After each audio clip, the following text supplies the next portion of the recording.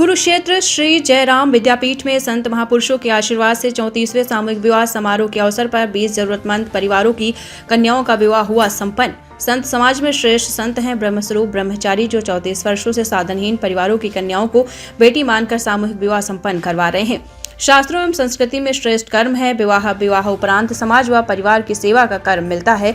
श्री जयराम विद्यापीठ कर्म और धर्म का अनुसरण कर रही है। 34 वर्षों से गरीब व साधनहीन परिवारों की कन्याओं के सामूहिक विवाह संपन्न करवाए जा रहे हैं।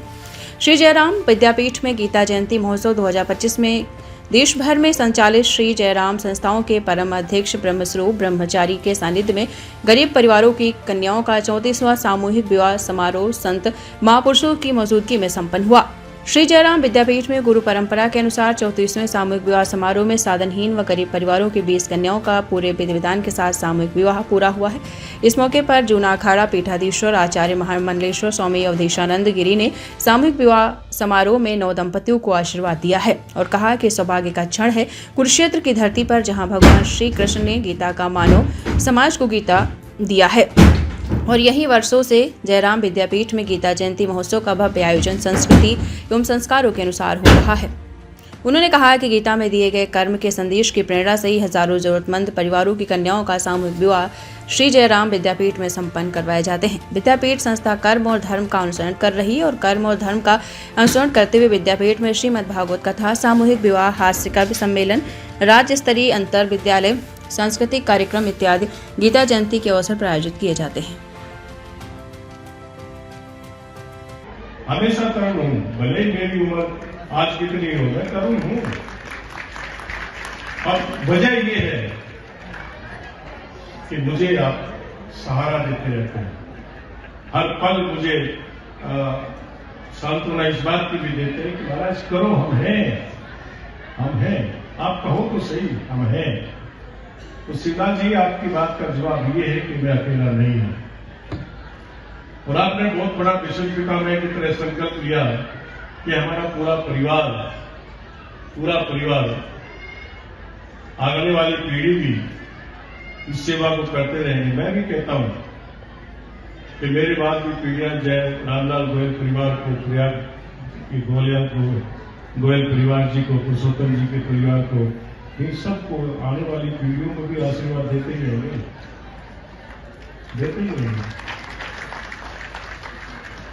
और जितने ये लोग पीछे बैठे हुए आपके, ये सब आपको मुंह आशीर्वाद दे रहे हैं। सामने जितने बैठे सब आपको भी आशीर्वाद दे रहे हैं। यही आशीर्वाद आपके परिवार को लगता है, यही आशीर्वाद आपके परिवार को बीच बीच को उठा रहा है। ये बच्चियां, ये ब्रह्मस्वरूप ब्रह्मचारी की बेटियां हैं, सारी आज से मेरी बेटियां हैं। और मैं उसका समाहार क्या है? तो उसका भी समाहार ये है कि किसी साधनहीन की कन्या का विवाह आप कर दें, ये उसमें लिखा है। तो साधन ही, तो परमार्थ अनुप्रयोगों में कन्यादान को महादान बताया और यज्ञ से भी, उस यज्ञ से बढ़कर बताया। जैसे मैं पर्यावरण की बात कर रहा था, वृक्ष की बात कर रहा था, तो स्वर्णदान, अन्नदान, गौदान, भूमि दान, अन्य दानों में सर्वश्रेष्ठ दान है साधनहीन व्यक्ति की कन्या का कन्यादान अथवा उनका उसके लिए उचित व्यवस्था। उसके लिए स्त्री धन तक का प्रयोग है। हमारे संविधान में स्त्री धन ये विधिवत है कि एक स्त्री का धन होता है जो उसके पिता के द्वारा दिया जाता है। और HUF में जो हिंदू ये जो संगठन है, क्षमा कीजिए, जो टैक्सेशन जो हमारा है, उस टैक्सेशन में जो HUF है या जो और जो व्यवस्थाएं हैं टैक्सेशन की, उसमें स्त्री धन है। आज भी स्त्री कितना कैश रख सकती है, ये उसके लिए प्रावधान है। और अगर उसके पिता ने दिया है तो वो संभाल के उसे रख सकती है, कितनी मात्रा में, उसका एक विधान है। पर स्त्री और उसका धन सर्वथा सुरक्षित रखा गया। तो मुझे ये बात कहनी थी, महाराज जी के ट्रस्टी साहब में बैठे हैं, कि सत्पुरुष ने आपको अपना पुत्र। शुभारंभ में पूज्य पाद शंकराचार्य जी महाराज यहाँ भूमि पूजन पे आए। उनके हाथ से हनुमान जी का जो अंगूठा जो यहाँ भूमि पूजन करते हैं, जो आस्था का प्रतीक होता है, वो उनके हाथ से स्थापित किया गया था। मैं उसी दिन समझ गया था कि गीता जयंती का ये 7 दिन का जो पर्व है, ये बहुत ही प्रसन्नता के साथ समापन होगा। और हम प्रसन्नता ही चाहते थे, खुशियां चाहते थे, सबको आशीर्वाद मिले, ऐसा भाव भी रखे हुए थे। महाराज श्री आए भूमि पूजन पे शंकराचार्य जी, और हमारे जूना पीठाधीश्वर आए आज बच्चियों को आशीर्वाद देने के लिए। इससे बड़ा मांगलिक कार्यक्रम, इससे बड़ा सौभाग्य हमारे लिए और क्या हो सकता है, जब किसी कार्य में, ऐसे कार्य में, शुभ कार्य में कोई महान संत पहुंचता है तो उसकी सफलता का ये प्रतीक है कि ये कार्यक्रम बिल्कुल निर्विघ्न संपन्न हुआ। की उपस्थिति ही बताती है कि जो काम आपने किया है, निस्वार्थ भाव से किया है, आपको हमारा आशीर्वाद। आज हमारा पूरा परिवार, हमारी बुआ जी, कुंपा जी, राहुल, सुमित, बहन मीनू, मनोज जी, हमारा पूरा परिवार इसमें शामिल हुआ है। और गुरुजी, आपको मैं वचन देता हूं कि मैं नेक्स्ट टाइम पूरा का पूरा परिवार यहां लेके आऊंगा, ताकि ये देखे और इससे आने वाली जनरेशन को सीखने को मिलेगा। ये आज जिन बेटियों ने, बेटों ने अपने को कुछ नहीं कर रहे हैं, इन्होंने अपने को एक बहुत बड़ा कार्य दिया है। मीन्स कि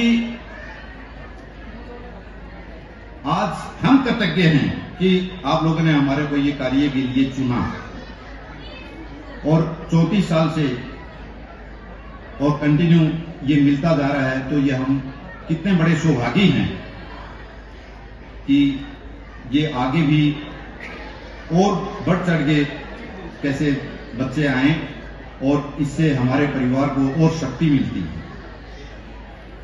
और ये पूरा गुरुजी आपका मैनेजमेंट तो देखने लायक है। इसके लिए एक पीएचडी की बुक लिखी जा सकती है।